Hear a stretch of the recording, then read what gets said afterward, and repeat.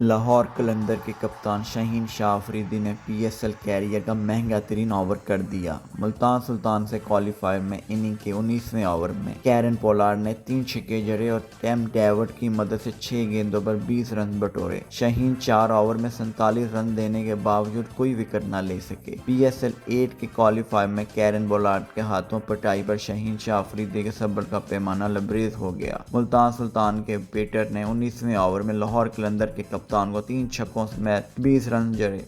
वापस जाते हुए शाहीन तलक कलामी करते हुए पीछे पलटकर पोलार्ड के आमने सामने हो गए। जवाब में मुल्तान सुल्तान के पीटर भी कुछ कहते दिखाई दिए। गुज़श्ता रोज़ कज़ाफ़ी स्टेडियम में खेले गए मैच में लाहौर कलंदर की मुल्तान सुल्तान के 161 रन के हदफ के ताक़ुब में सिर्फ 76 रन पर ही ढेर हो गई। लिहाजा मुल्तान सुल्तान मुसलसल तीसरी बार पीएसएल के फाइनल पहुंचने में कामयाब हो गई है। अब देखते हैं कि फाइनल कौन जीत